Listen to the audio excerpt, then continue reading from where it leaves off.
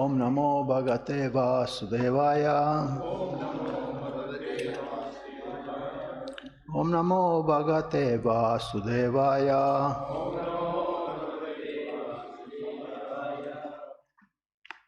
So we are reading from Srimad Bhagavatam 10 Canto, chapter 25, text 15, 16 and 17. Since this first two doesn't have purport, we will go quickly through them and then concentrate on the third one. 15. Apartyat ulbanam varsham ativatam shilamayam swayage vihate smabir indronashaya varshati. Translation. Shri Krishna said to himself, because we have stopped this sacrifice, Indra has caused this unusually fierce, unseasonable rain, together with terrible winds and hail. Tatra pratividim samyag atma yogena sadaye lokesha maninam mautyad danishe shri madam tama. Translation. By my mystic power, I will completely counteract this disturbance caused by Indra. Demigods like Indra are proud of their opulence, and out of foolishness they falsely consider themselves the Lord of the universe. I will now destroy such ignorance. And now we will concentrate on the third one. So please repeat. Na, hi, sadbhava, yuktanam, suranam, isha, vismayaha, mataha, asatam, mana, bhangah, prashamaya, upakalpate, nahi sadbhava yuktanam, suranam isha vismayaha, matosatam mana bhangah, prashamayo pakalpate, nahi sadbhava yuktanam, suranam isha vismayaha, matosatam mana bhangah, prashamayo pakalpate, nahi sadbhava yuktanam, suranam isha vismayaha, matosatam mana bhanga, prashamayo pakalpate.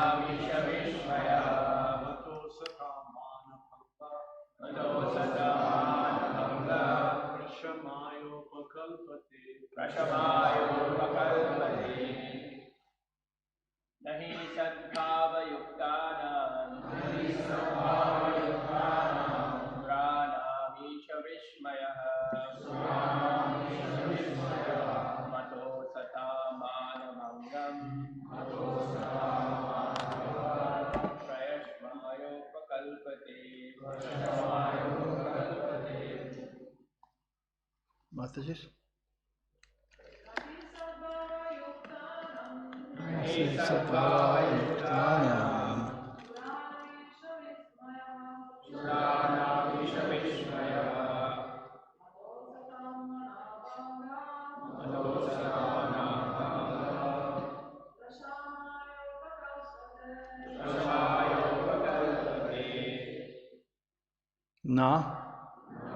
Not. He certainly.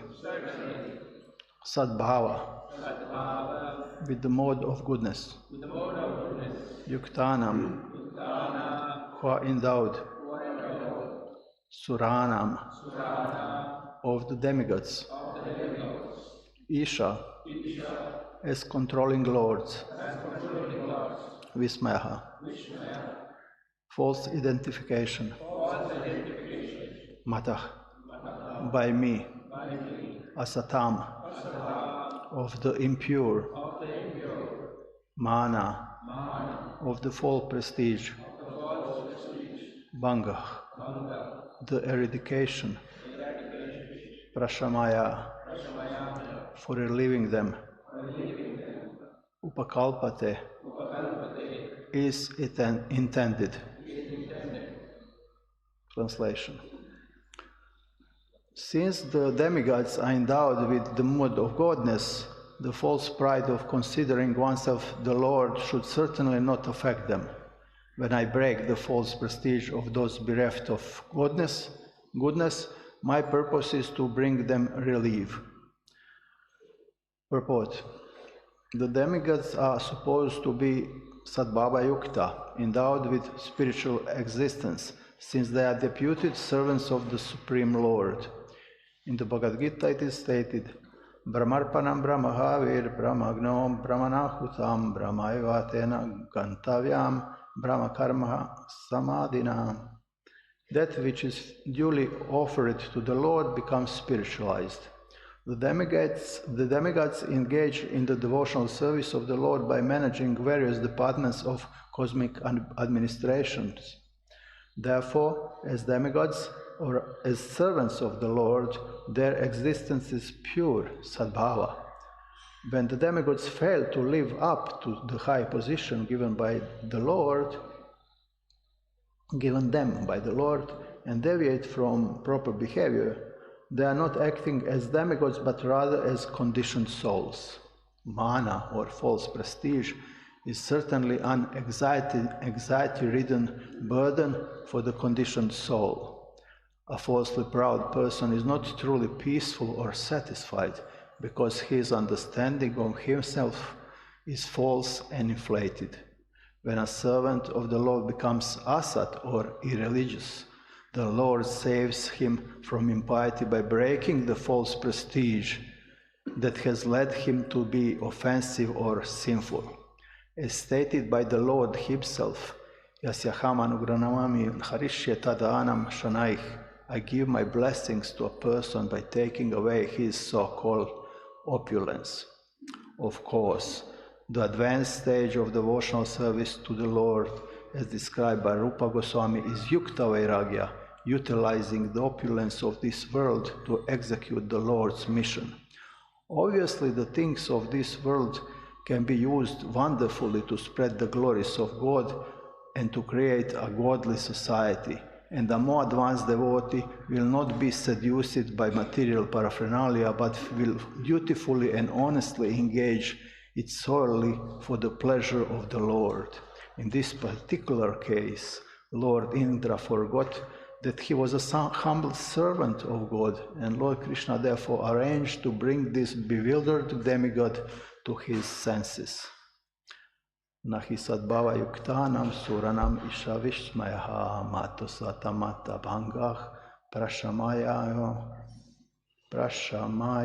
pakalpate.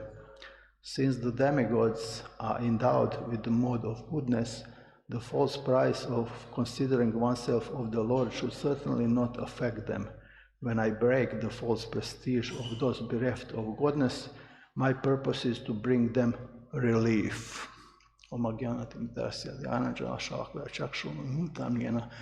Tasmai Shigurana Mahashi Chaitanya Mano Bhishtam Stapitam Yana Bhutale Swam Rupa Kadamayam Dadati Swapadantikam Vandeham Shiguru Shiyutpadakamavam Shiguru Vaishnavam Shirupam Sagrajata Sahagana Ragudatam Vitam Sanjeevam Sadvetam Svadutam Parijana Sahitam Shri Krishna Chaitanya Devam Shri Radha Krishna Pada Sahagana Lalita Shri Vishakam Vitam Shahe Krishna Karuna Sindhu Dinabandhu Jagat Pate Gopisha Gopika Kanta Radha Kanta Namastate Tapta Kanchana Gaurangi Radhe Vrindavaneshwari Vrishabhanu Sutta Devi Pranamami Haripriya Vancha Kalpatarvyascha Kripa Sindhoeva Chapatitanam Pavanebhyo Vaishnavebhyo Namo Namaha Shri Krishna Chaitanya Prabhu Nityananda Shri Advaita Gadadhara Srivastava Gaura Bhakta Vrinda Hare Krishna Krishna Krishna Hare Hare Hare Rama Rama Rama Hare Hare. So I will just tell shortly context of this verse, although all we know. So in one moment this sacrifice to Indra was stopped, and then Indra thought that these cowherd men have become intoxicated by pride, and have offended me by taking shelter of this ignorant, ordinary child, foolish child, arrogant child, over-talkative child. These are all adjectives Indra called Krishna. So Indra thought to remove this supposed pride of residents of Vraja, I will send the clouds known as Samantaka, whose function is to facilitate the destruction of the world. He sent them to harass the Vrajavasis with downpours of rain and hail. The cowherd community was very disturbed by this and approached Krishna for shelter. Understanding that this trouble was the work of Indra, Krishna decided to smash to pieces Indra's false prestige, and thus he lifted Govardhan hill, as we will see in later verses.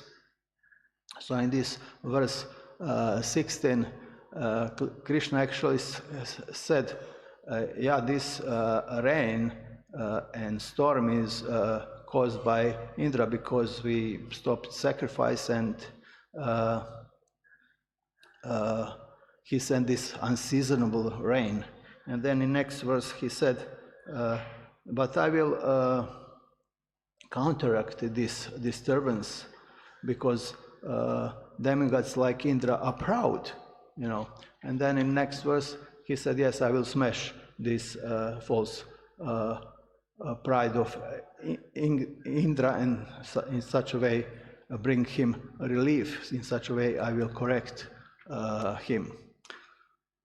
So this is very interesting because Indra's perspective was quite different. He said that these village boys, they are full of false ego, they feel false prestige, and I will give them a lesson.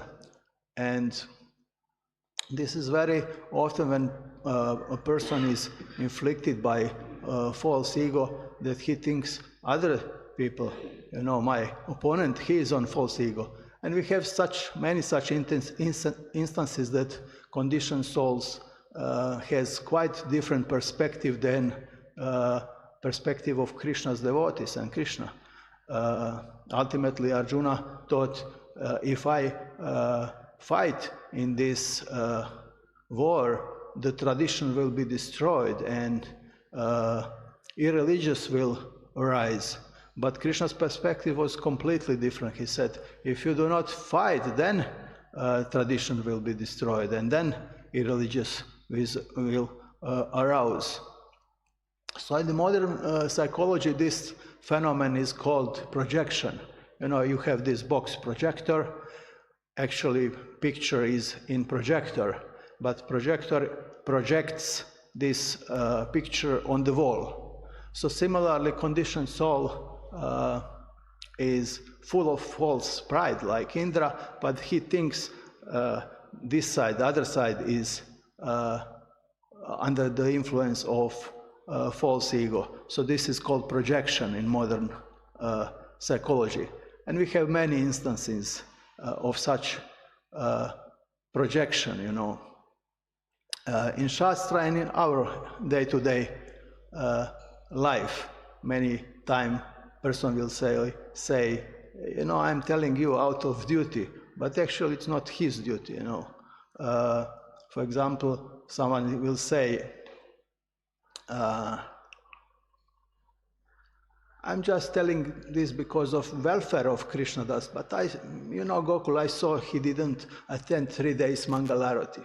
But actually, person is envious for position of some older devotee, and he projects that, or I saw also in the West, out of just some small dispute, for example, two devotees, they have argument which melody should be sung during some festival, and then out of blue, out of nothing, one said, I think you are under the influence of false ego because you have bigger salary than me. How that come into the picture, Or, I think you are under the influence of false ego because you have a bigger bank balance. But nobody brings that into picture, how it come, So similarly in Shastra, we have also many such instances. For example, when Daksha felt offended, it is described in 4th canto. He felt offended by Shiva because Shiva didn't give him proper respect, he didn't stood up. So he started to speak. Daksha said, I do not speak out of ignorance or envy. Actually, he was fully ignorant and full of envy, but this was his introduction. I don't speak out of envy and out of ignorance. And then he started to say, I married my daughter just out of duty because Brahma told me. And my daughter has eyes like a deer cub, but his eyes are like monkeys, He didn't stand up to receive me. He's naked like a madman, sometimes laughing, sometimes crying, He smears ashes on his body. He doesn't bath regularly. Therefore, he's only in name Shiva. Shiva means auspicious, He's not at all auspicious. He's an inauspicious creature. That's why he is very dear to these ghosts and crazy beings. So we can see the same projection here, and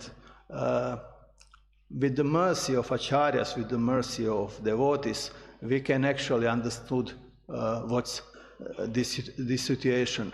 Very often, when expert criminal wants to rob you, he will say, I want to protect you from criminals. You can see this principle on internet, how they are cheating people. They introduce themselves as a protector, So that's the common thing, that's how they are cheating. This is that projection. So similarly, we have in Shastra also when Brahmanas approached Chandkazi to stop Sankirtan movement. So finally Chandkazi told Chaitanya Mahaprabhu what happened. He said 5 of 6 not Muslims but Hindus came to complain about Sankirtan, and they said they are doing that out of their duty, So these 5-6 Hindus, they approached to Muslim ruler actually, and he said, we have to protect Dharma, So you see,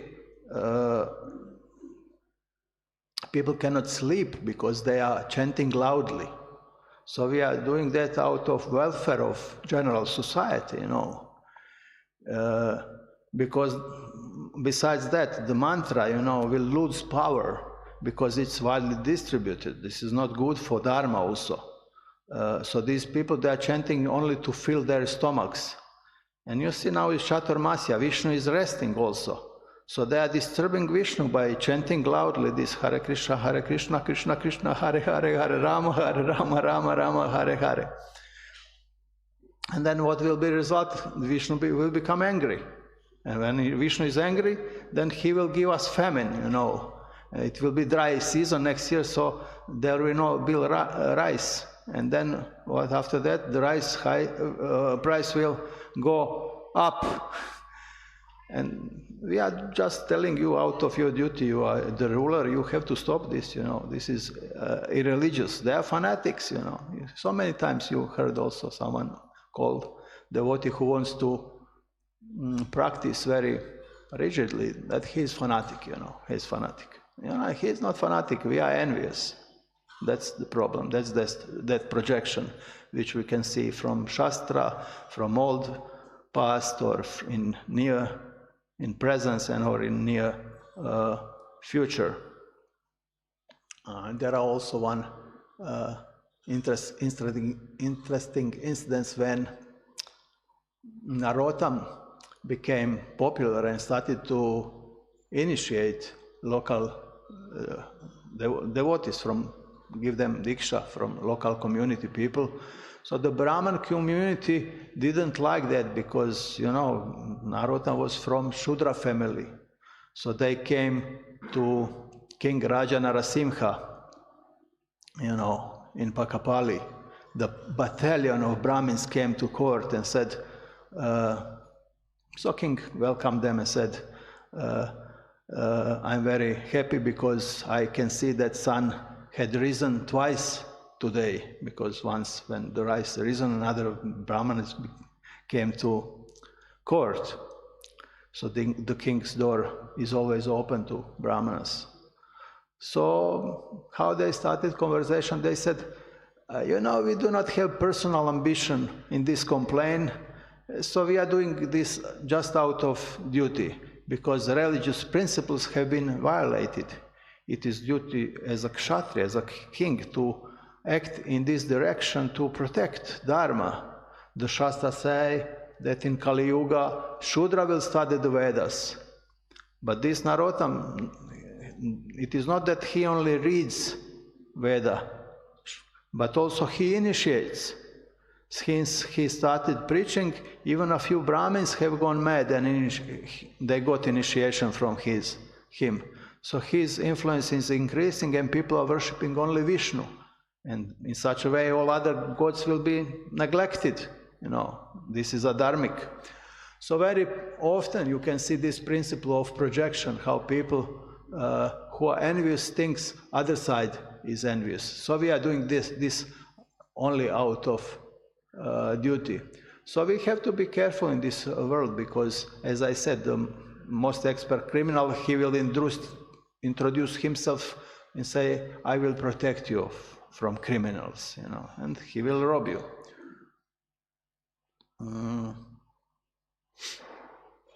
And that's why it is important to associate with devotees, because they will give us just different perspective. They will make that we are introspective, Once, who was that? Kula Shakar approached temple president of London temple. Yeah, Prabhupada called him and said to him, I became aware that you do not attend Mangalarati, And he chastised him, he corrected him. He said, you should attend Mangalarati. So then Kula Shakar started to attend regularly Mangalarati. Then he noticed, Shyamasundar is not here. Shyamasundar was his authority, actually. Shyamasundar Prabhu brought Krishna consciousness in London, He was one of the original part of three couple who came to London. So the result of his attending Mangalarati was that he noticed there is no Shyamasundar here. So he said to sannyasi Revatinandan, his authority and we should attend Mangalarati. Prabhupada said, and he's not attending, so I think because of welfare of Shyamasundar, we should tell this to Prabhupada. So finally he approached Prabhupada with that sannyasi, Revatinandan, and said, Prabhupada, just I'm doing this out of my duty. I just want to tell you that Shyamasundar is not attending Mangalarati. And Prabhupada immediately became angry. He said, you want to criticize all the devotee, you should go out.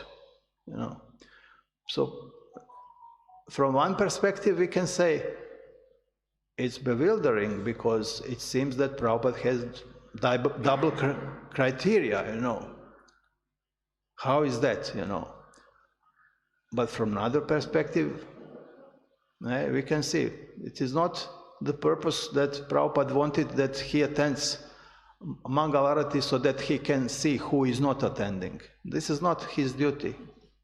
This is duty of Guru, So similarly, we should be introspective in such situation, So it is said, Krishna said,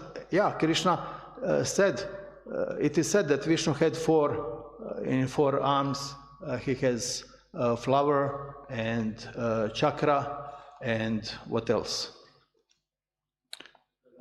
Gada and what else? Flower. So it is said that this club and chakra, they are intended for unfaithful rascals, for demons.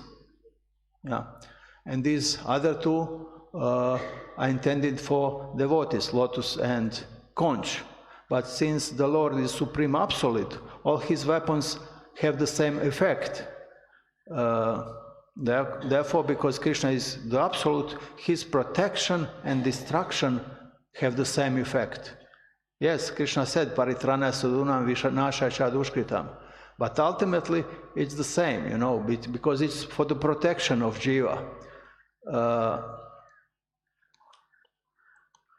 For example, if one child is sick, mother can give him diet. Another child is in healthy condition, so she can, that child can get opulent meal. But that doesn't mean that mother is favoring one son at the cost of other. It just, she acts according to circumstances.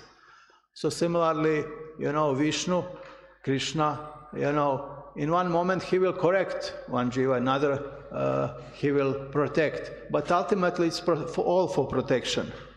And Prabhupada told story that he saw how this, in his childhood, the healthy child gave forbidden food to his sick brother.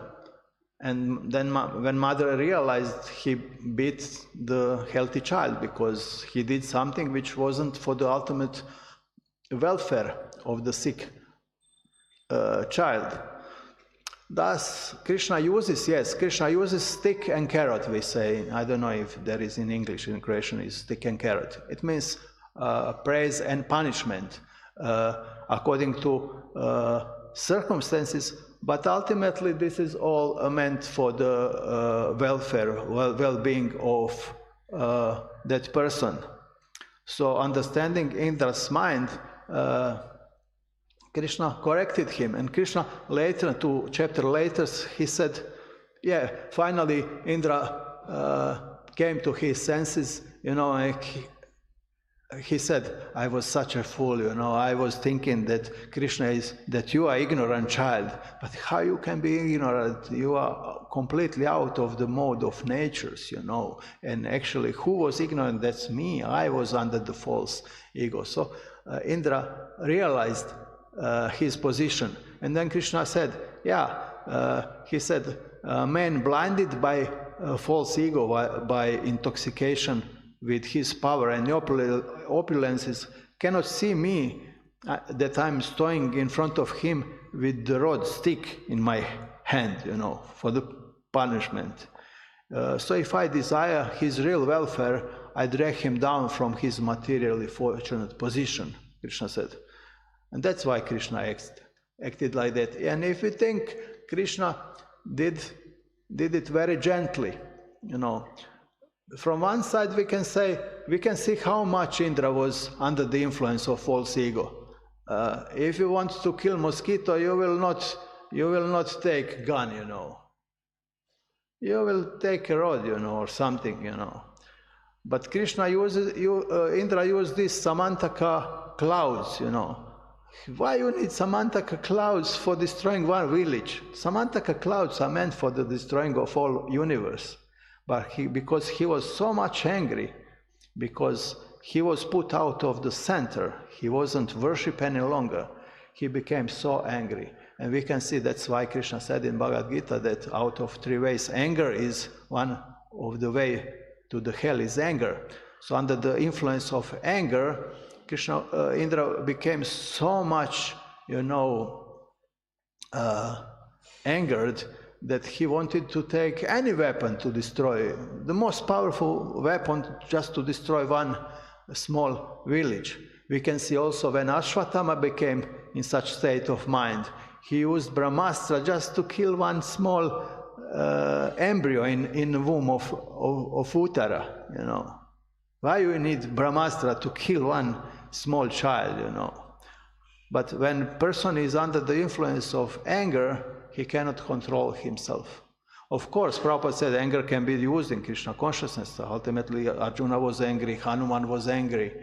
And Prabhupada said, what's wrong with anger if anger is utilized properly?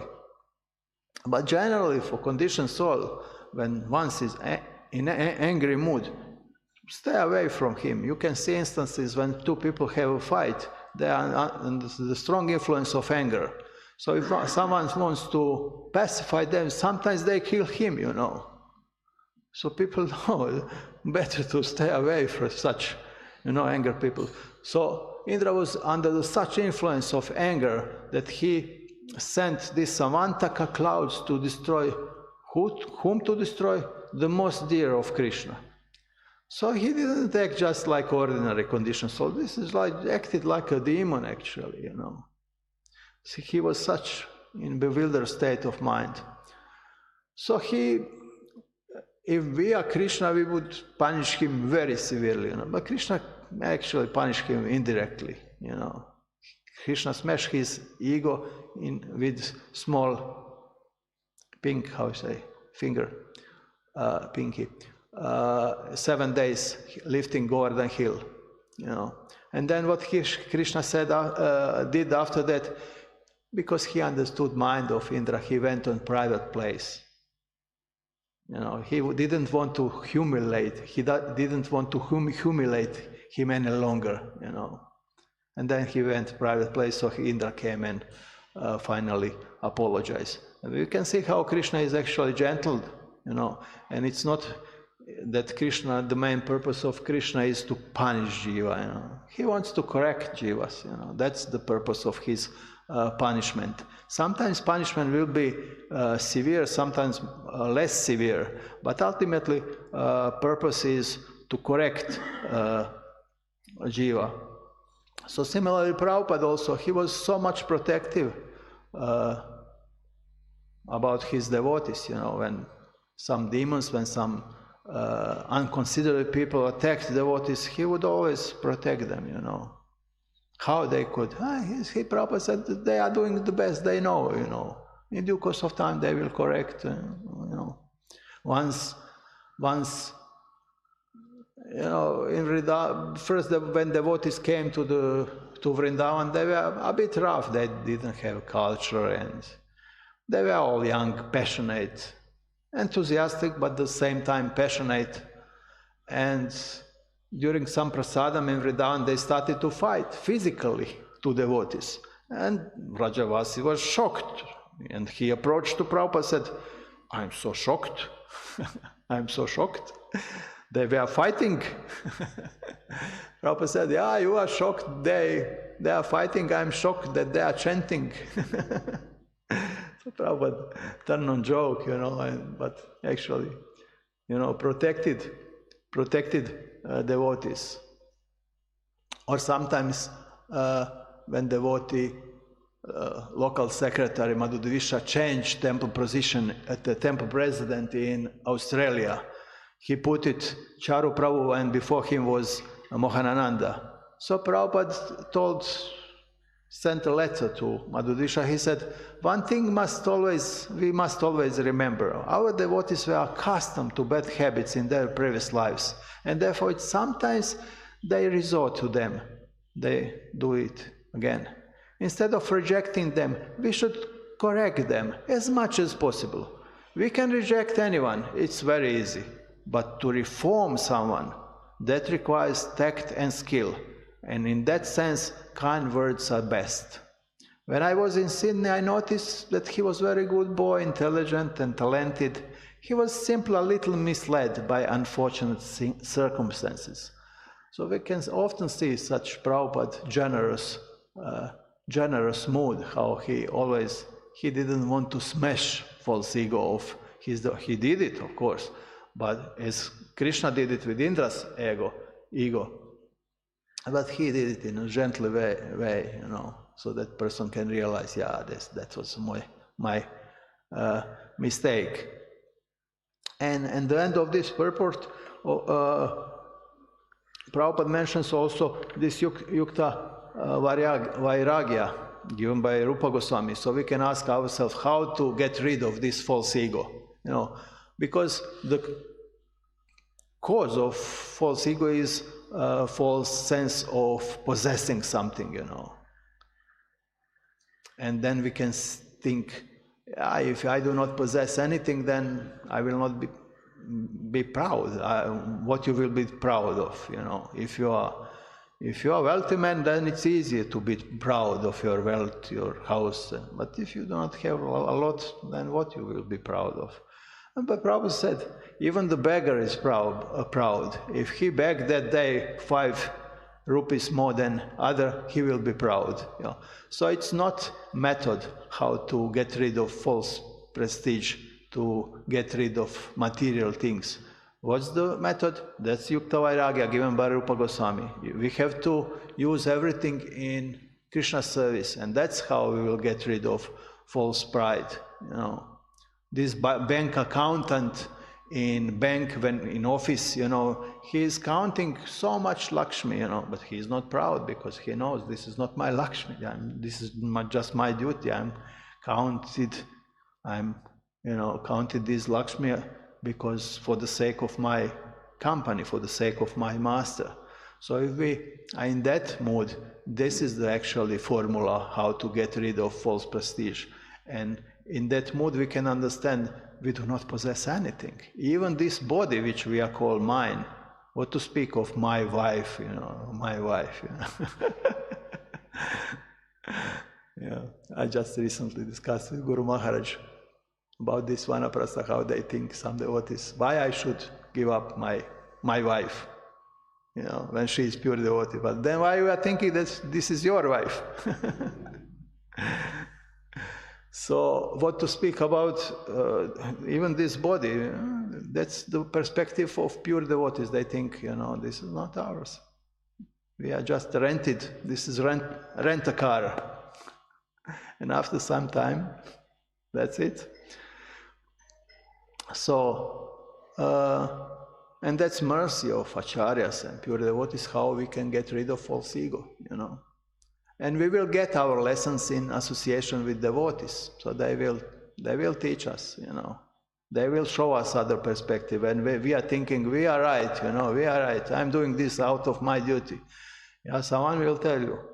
Someone will give you another perspective. And that's why association of devotees is very important. Otherwise we can be in our cloud and think, I am so great, I am so, Once devotee approached Prabhupada, he was a bit morose because he lost service of personal servant in London. So he heard that Prabhupada wants him to stay and preach in London, and he heard Prabhupada is returning to America, to USA, and he will get Nanda Kumar as servant. So he approached Prabhupada and said, this Nanda Kumar, he is such a nice devotee. And Prabhupada understood immediately his mind. He said, yeah, he is so nice, but not like you. So we will get our lesson in association with devotees, And that's why this cannot be practiced without association, that cannot be practiced just by reading books. We have to have someone who will, Mahajana Jana Pantha, who will show us how to apply this knowledge. Mahajana Jana Pantha. And that's why association is important, and practical guidance. It cannot be learned just by reading books, because it's practical application, it's practical knowledge. You cannot learn how to dance by reading books, even if these insides are pictures, Someone has to show you, because it's practical knowledge, it's not theoretical knowledge. So similarly with this. And then we can see this knowledge is always fresh, you can apply in so much situation. We can see how in Shastra some devotees were under the strong influence of false ego, and they were thinking other side, opponent is under the false ego. And we can also recognize in day-to-day life such situations, And that's how these books are always fresh. Then it's always relevant. They're always relevant in our lives. They are not dry, Then we can learn, oh, I was also in such state of mind. And then we should try to correct ourselves. Indra did it in 7 days. Although we have the similar incidents when Indra was under the influence of false ego, when Krishna wanted to take Parijata flower from his kingdom. So we can see it's not that you cannot say I am above false ego. This lesson is behind me. It's never it will be, behind us. Just we have to be always cautious. And if we are very cautious and in humble state of mind, it is said that spiritual path is narrow like edge of the razor, But for those who are humble, it will be like wide like street, Just if we stay humble. If we always think, I always, in any moment I can fall and cut down my throat. For such devotees, this edge will be like a street. But for those who think, I overcome Maya, it will take very short, that they will fall down. And once devotee asked Prabhupada, what you were, they saw that Prabhupada is praying in front of the deities. So some devotees take courage and ask him, what you were praying, Prabhupada? Prabhupada said, I am praying that I do not fall down. And that's a lesson for us, never to think, I cannot fall down. It cannot happen to me. It can happen to everyone, For those devotees like Prabhupada, cannot happen, of course, but Prabhupada wanted to teach us. That's a lesson for us. So thank you very much for this opportunity. I think I wasn't the most appropriate person for this, but since I was asked directly, somehow I say, okay, Krishna, thank you. So is there some questions or Rotten Tomatoes?